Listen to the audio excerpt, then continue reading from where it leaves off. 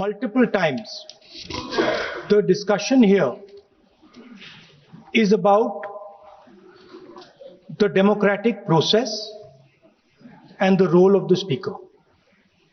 Multiple times, my name is being raised while things are being said about me. रुके सुनिए। This house is the expression of the people of India. This house does not represent one party. This house represents the whole country. Every time we get up to speak, we are stopped from speaking. Multiple times. In the last time I spoke, I raised fundamental questions about the compromises that has been made by our Prime Minister. I will start to speak. You be Rahul Gandhi ji multiple times.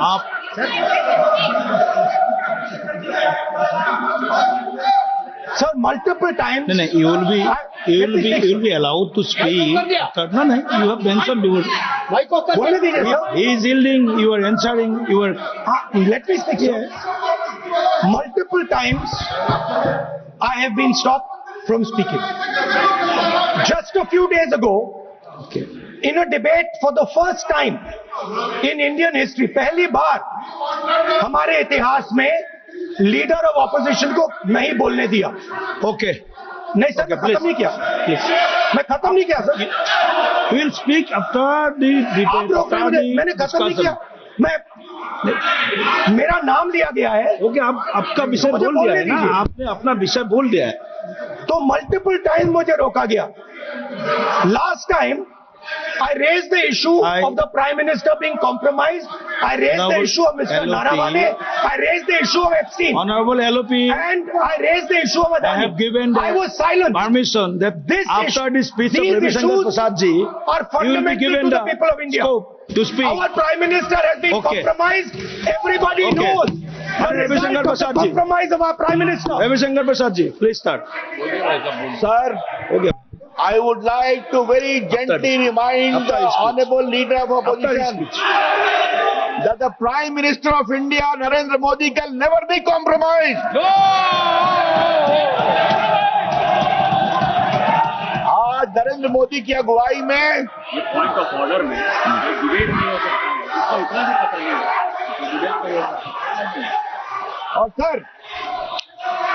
और sir एक बात मैं और कहूंगा एक बात मैं और कहूंगा, क्या सर पॉइंट ऑफ ऑर्डर में डिबेट अलाउड है?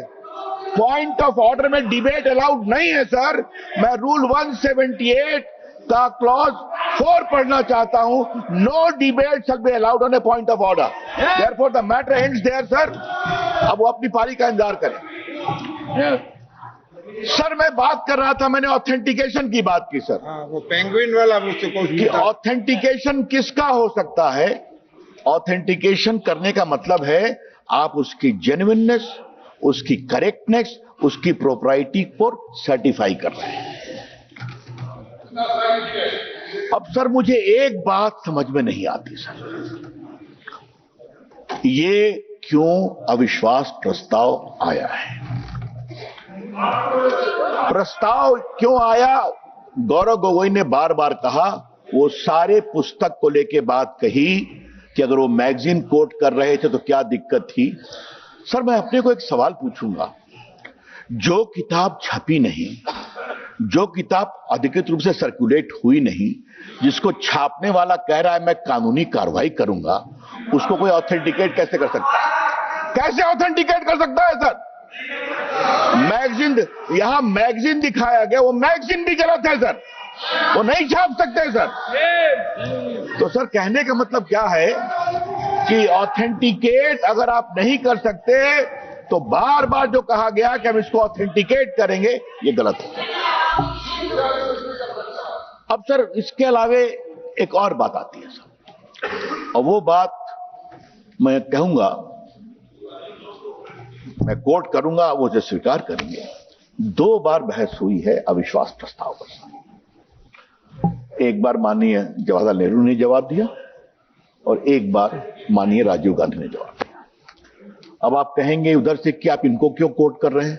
अरे भैया, स्पीकर पर अविश्वास प्रस्ताव में दोनों नेताओं ने जवाब दिया तो उन्हीं को ना हम कोट करेंगे। संसद में सर आपको परंपरा दिखानी पड़ती है ना। तो आज सर हम बहुत विनम्र भाव से जरा सा नेहरू जी ने क्या कहा था मावलंकर को,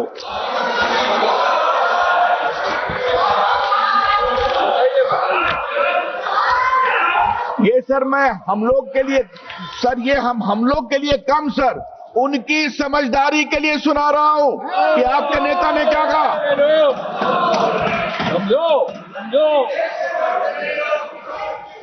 Jawaharlal Nehru called it vicious and the opposition charged an exhibition of incompetence, frivolity and lack of substance. He reminded the House that the motion of removal is an extraordinary procedure justified under extremely grave circumstances. He described the motion as a gross abuse on intelligence and to ask anybody in the House to support this is to consider that man utterly lacking in intelligence. मतलब basic समझदारी भी नहीं है। अब वो नेहरू जी की बात मानेंगे तो अच्छा लगेगा सर। अब हम तो नहीं कुछ कह रहे हैं। और इसी बात को जब बलराम जाखड़ का विश्वास प्रस्ताव चल रहा था तो माननीय राजीव गांधी ने कोट किया है। सर ये बात क्या है सर, इस बात को समझा जाए। और ये बात मैं इसलिए कह रहा हूं कि आज इस हाउस में 280 सदस्य पहली बार एमपी बने हैं, जो बात कल चर्चा में आई थी सर।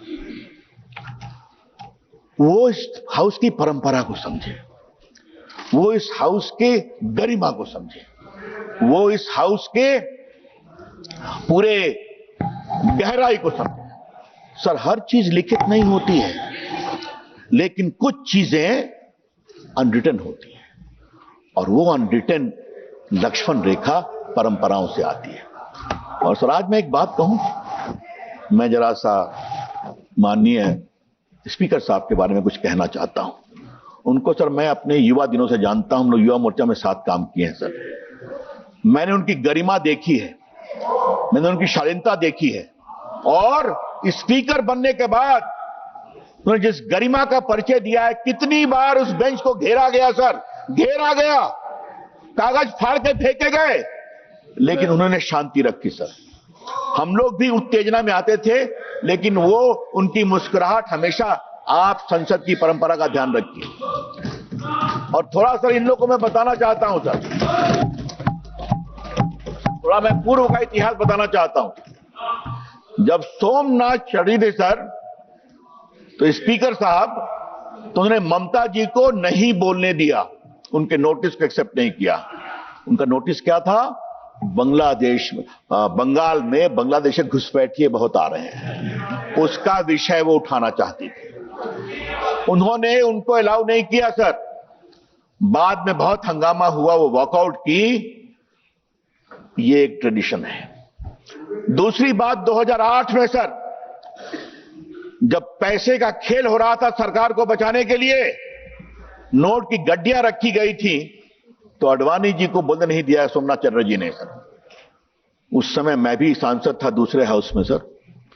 वहां पर हम लोगों ने जाके घेराव नहीं किया, कागज नहीं फाड़ा, सारे बीजेपी के लोगों ने वॉकआउट कर दिया और सदन में आए भी नहीं प्रोटेस्ट में। ये तरीका है प्रोटेस्ट करने का सर?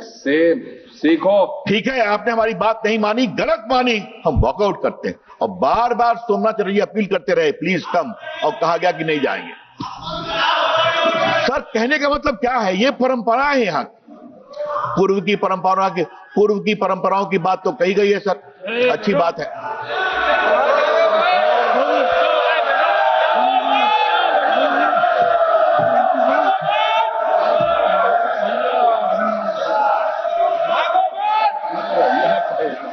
अब सर ये सोमनाथ चटर्जी की बात मैंने बताई, मैं हाल की घटनाओं को पहले पूर्व में नहीं जा रहा हूं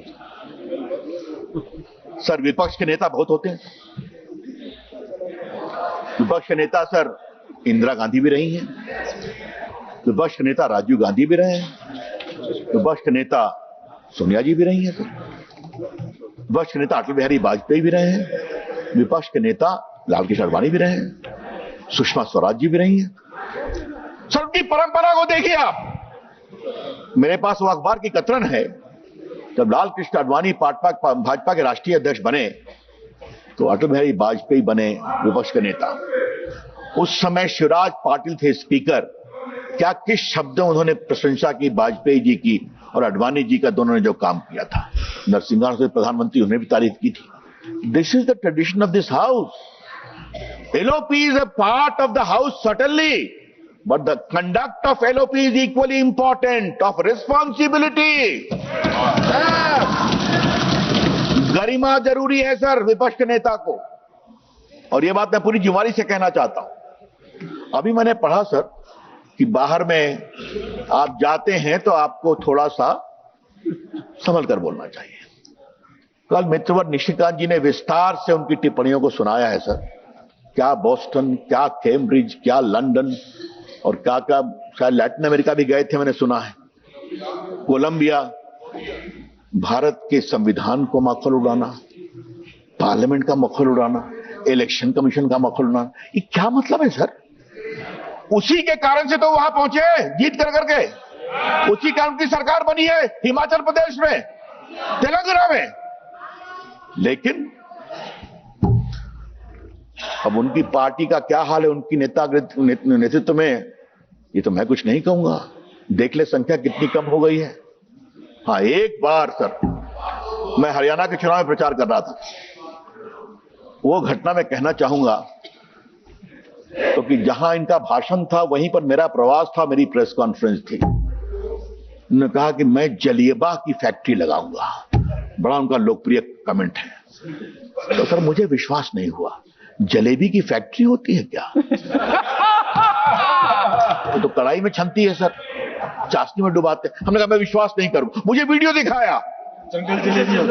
हमने कहा अब इसका मैं क्या जवाब दूं, मुझे बाकी विषय बोलना था। मैंने यही कहा कि मैं चाहूंगा राहुल गांधी जी एक बार मेरे साथ चलें, मैं भी जलेबी पसंद करता हूं, मैं उनको दिखाऊंगा जलेबी कैसे बनती है। ये फैक्ट्री में नहीं बनती है, भारत के गांव गांव में जलेबी छनती है, चाशनी में डुबाते हैं। पता ही नहीं है। अब सर इन्होंने अमेरिकन एम्बेसडर को क्या क्या कह दिया कि Islamic terror is less important, more important is Hindu radical. क्या मतलब है सर इसका? आप क्या क्या बोल देते हैं। इनकी पार्टी के लोगों ने CDS बिपिन रावत को बोला स्ट्रीट का गुंडा, सब रिकॉर्ड मेरे पास है। उन्होंने कोई विरोध किया? और बाकी तो सर इनको पता नहीं सेना से क्या प्यार है, क्या बालाकोट हो, क्या आपके उरी हो, क्या आपके पहलगाम हो, सेना की शहादत का सबूत मानते हैं। सर इस देश में सर एक बात मैं कहना चाहूंगा, उनकी भी सरकार है, हमारी भी सरकार है। अब उनकी सरकार कब आएगी तो पता नहीं है, छोड़ दें हम। लेकिन सेना के शहादत पर कभी देश ने कॉम्प्रोमाइज नहीं किया है, हम उसका सम्मान करते हैं। और उसका कारण एक बहुत सिंपल है सर, ये वामपंथी माओवादी और इनके कुछ दोस्त सवाल उठाते हैं, देश के लिए जीते तो हम सभी हैं, देश के लिए मरते कौन हैं? वो सैनिक मरते हैं, वो सेना के अफसर मरते हैं, वो CRPF BSF के लोग मरते हैं, पुलिस के लोग मरते हैं। तो सर हमें उसका सम्मान करना चाहिए। सर ये जो बार बार सवाल उठते हैं, तो मैं सर मेरे पास पूरी फेरिस्त है सर। राहुल गांधी की क्या क्या टिप्पणी कहां कहां हुई है, मेरे पास पूरी फेरिस्त है सर। लेकिन काफी बातें कही गई हैं, इसलिए मैं उस पर अब ज्यादा नहीं बोलूंगा। एक बात मैं जरूर बोलूंगा कि ये यहां पर माननीय स्पीकर साहब के खिलाफ जो प्रस्ताव आया है, ये मैं पूरी जिम्मेदारी से कहूंगा, उनके खिलाफ अविश्वास नहीं है, किसी के अहम की संतुष्टि के लिए बात की गई है, किसी के अहंकार के संतुष्टि के लिए बात कही गई है। कल सर माननीय किरण रिजिजू ने बहुत बात कही सर। अब बताइए, एक बार उचित होता है क्या सर कि प्रधानमंत्री के गले पड़ जाना? और उसके बाद जो उन्होंने किया मैं बोलूंगा नहीं सर। अब किरण रिजिजू जी उसको बोल चुके हैं। एक गाना मुझे याद आता है, वो क्या है, एक लड़का आंख मारे टाइप से, तो छोड़िए उसको। तो सर क्या मतलब है, ये क्या हो रहा है, ये क्यों हो रहा है? सही में हमारे कुछ मित्रों ने कहा, क्या विपक्ष के नेता का यह आचरण होना चाहिए? मैं पूरी जिम्मेदारी से कह रहा हूं। और एक तरफ हमारे स्पीकर साहब ओम बिरला जी का आचरण है, हमारे पास पूरे आंकड़े हैं सर, कितना बोलने का अवसर दिया इन्होंने, कितना, लेकिन बार बार मुझे बोलने नहीं दिया जाता है। अभी सर इनके बोलने पर तो कभी कभी जो ज्ञान प्राप्त होता है सर, मैं अवाक हो जाता हूं। मुझे कुछ लगता है पढ़ना पड़ेगा सर। ध्यान मुद्रा की बात कल माननीय निशिकांत जी ने कही सर। संविधान के 75 इयर्स पर बहस हो रही थी सर। बहस इन्होंने शुरू किया, बाद में मुझे जवाब देना था। एक आगे इन्होंने भाषण में कहा 5-7 साल में बालक युवा बन जाता है। मैंने कहा ये क्या जोड़ा भाई? फिर उन्होंने कहा तपस्या से गर्मी आती है। क्या ज्ञान है सर, मैं आपसे इस हाउस में पूरी जिम्मेदारी से कह रहा हूं, मैं तो सर संग रह गया कि आज मैंने जवाब दिया कि आत्मा से परमात्मा का मिलन है तपस्या, देव के पास जाने का मार्ग है तपस्या।